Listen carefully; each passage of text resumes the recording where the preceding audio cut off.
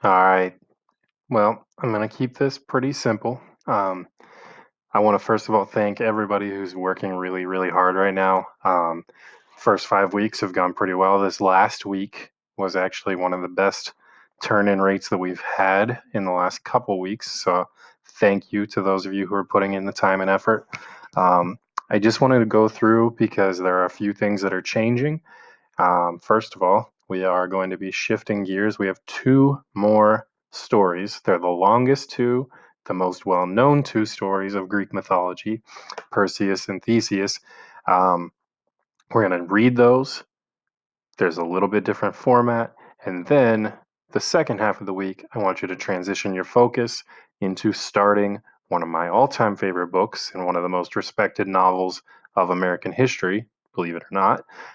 It's called The Outsiders by Susan Eloise or S.E. Hinton. And we'll get to that in a second. As always, if you're listening to this, you have followed slide 2. Okay, there will be a link here for this video as soon as I get done making it. Whoa, it's like a weird time space continuum issue. But, anyways, learning targets haven't really changed. We're going to talk about American life during the 1960s. That's the one thing that is definitely different.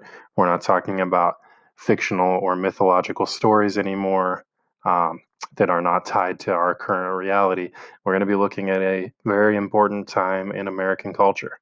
So, yeah, that's a difference of what we've been doing. Speaking of differences, this is your first week where you do not need to complete any journals. Now, let me preface that by saying you need to have a total of 13 journal entries at some point during this project. That does not mean that if you've only completed 2 journal entries that now you can stop doing them because Mr. Garland said I don't need to do them anymore. No, I'm going to be looking for 13. And why 13, you ask? Well, this is kind of a unlucky time in American history, in my opinion. So 13 seemed like a fair number given the circumstances. But, anyways, and it just worked out that as we were truncating things from 3 per week down to 2 per week and now none per week, that's the number we came up with. Now, looking at these directions, please make sure that your time capsule, regardless of format and what you have done so far, is attached in Google Classroom. So many of you still have not done that. I can't give you credit for it if I never can see it. So you have to attach it. If you didn't use the generic one and customize it the way that I would have after I attached it, if you did it in another format, you have to either take pictures if you're doing an actual physical time capsule or attach a Google Slides, Google Form, whatever you're doing, it needs to be attached to me. So again, step 2, journal entries should be done at this point, but if they're not, you need to end up with 13 or more entries by the end. And when is the end? I'm going to skip to number 4 real quick. If you are completely done, you can turn them in now. So it could be the end. Some people are there already. My LA2 class, I think I've got like 5 or 6 of you that have just knocked this out of the park and been done since like week 2 with everything but the journal entries. But, anyways, the final due date is in 12 days from when I'm recording this. So I'm recording this on May 3rd at midnight. Um, yeah, this is what I do. Anyways, it's going to be due 5:15. So if you're looking at my screen, here's my calendar. 5:15 is May 15th. It's a Friday. That's not this Friday, but the Friday after. Okay? I want to get these turned in by the 15th so I can grade them by the 29th because that's pretty much the end of the year. All right? So that's my goal. Number 3, the reason it's highlighted is because it's important. Go figure. It says make sure you are now working on or finalizing the remainder of the project. Those are your personal interviews. You need 3 of them. Headlines, 3 of them.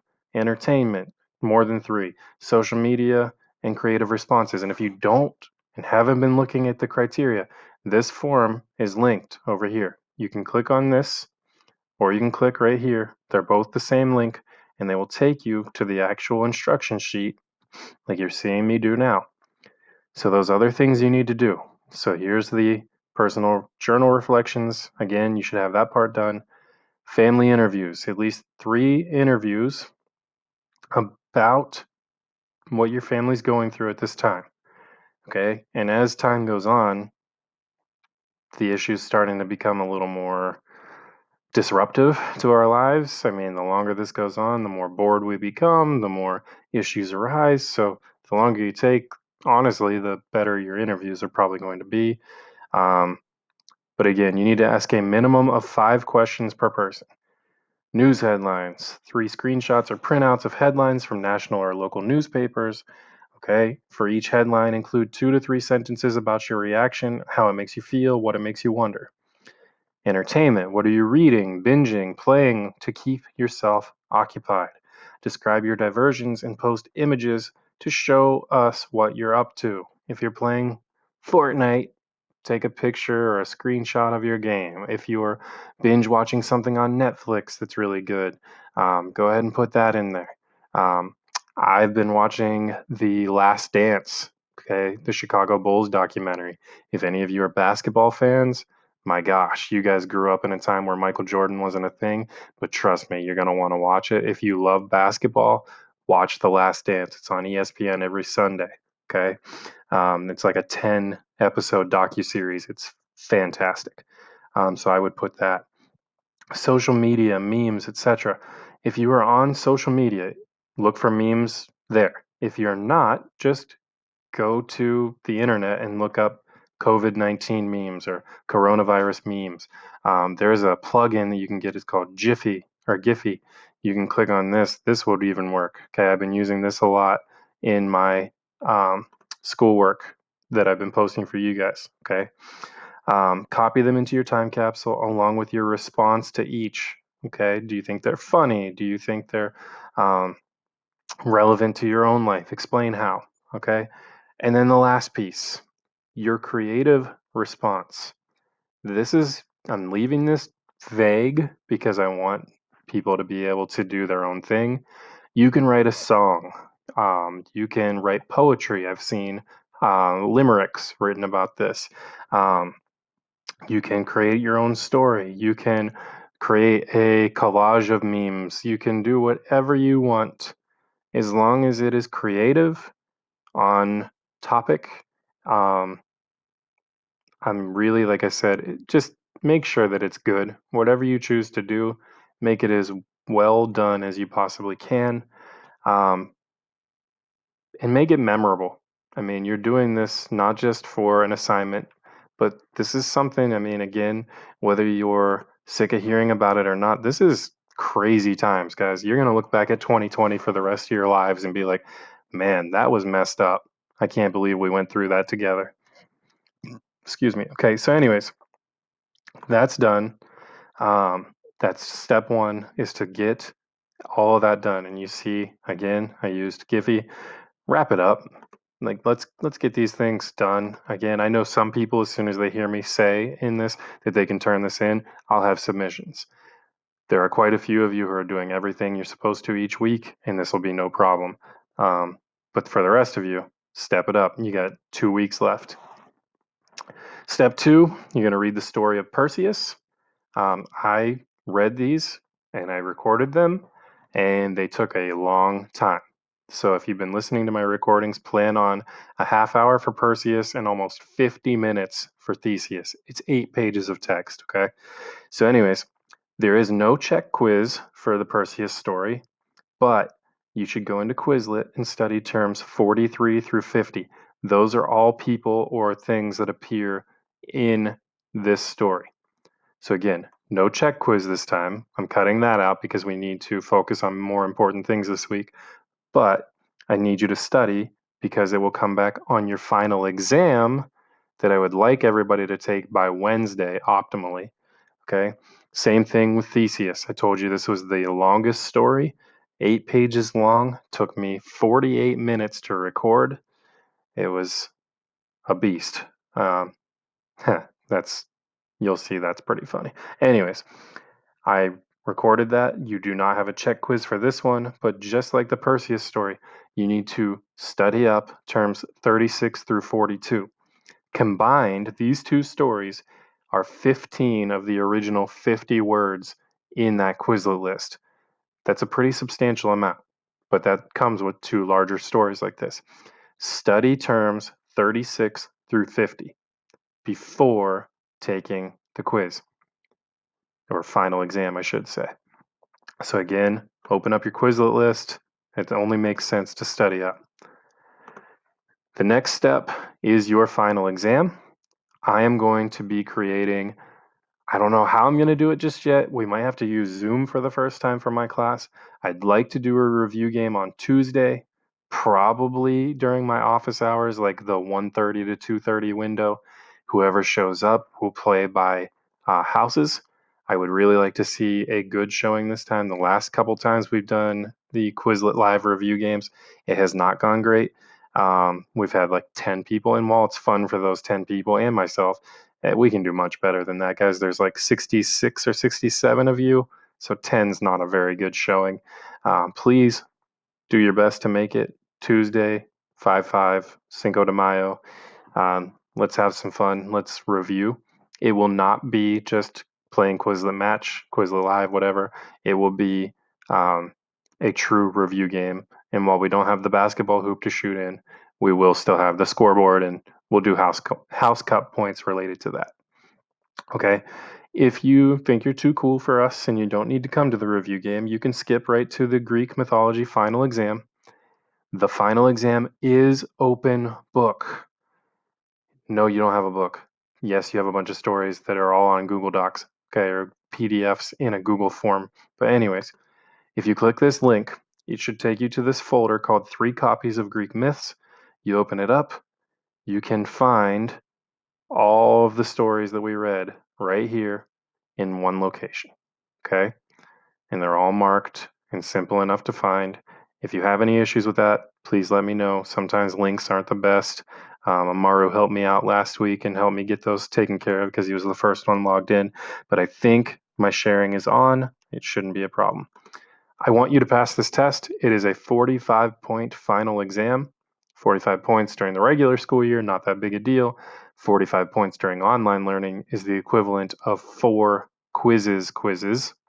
That's hard to say.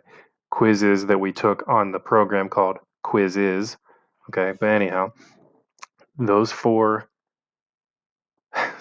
that test is worth a lot of points. I want you to do well, and it is open book, so you can study, you can have them open during the test. Please do that. I want you to quote unquote cheat. I am giving you the green light.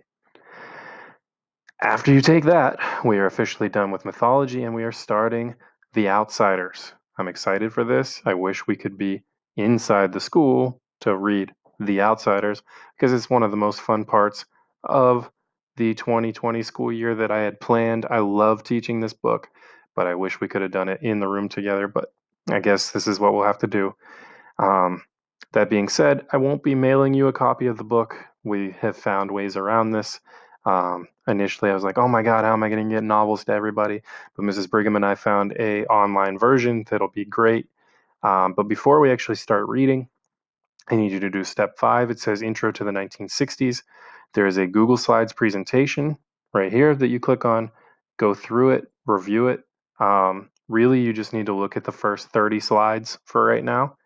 So slides 1 through 30. I'll tell you what, let's put that in there. No time like the present before I forget.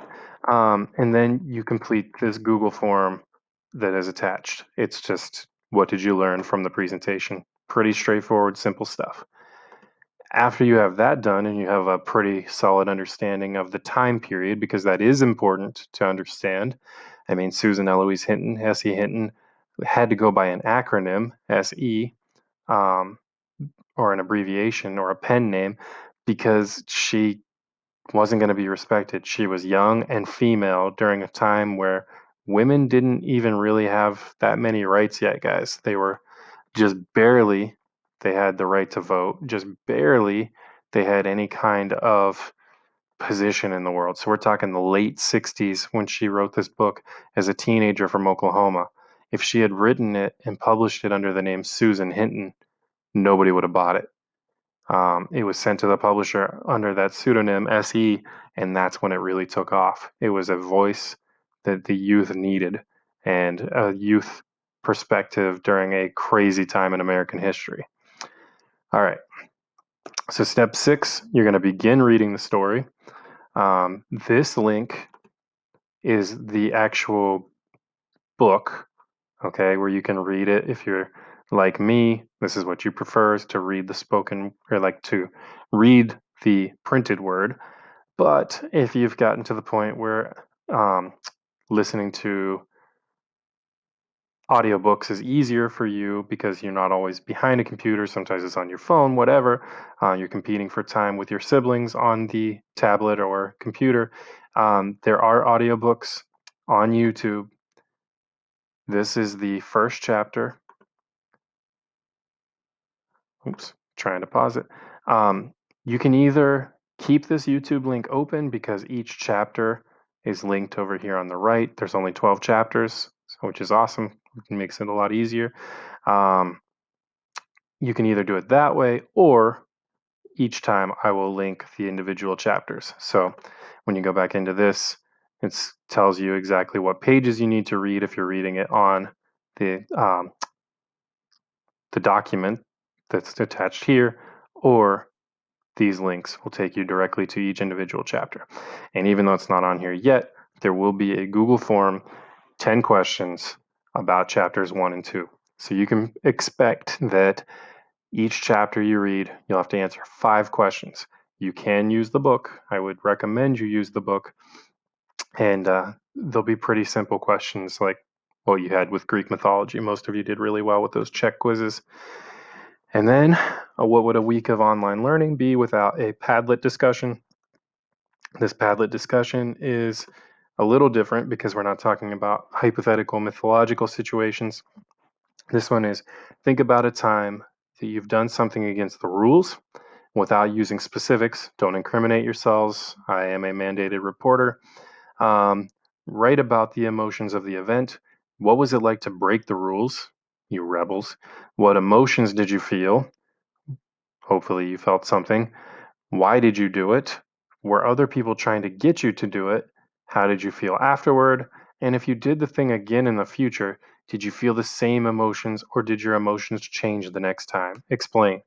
So last week, I had somebody mention that they took and kind of broke the golden rule of treat others the way you would want to be treated. And this individual stole money from his sibling. That's never a good idea.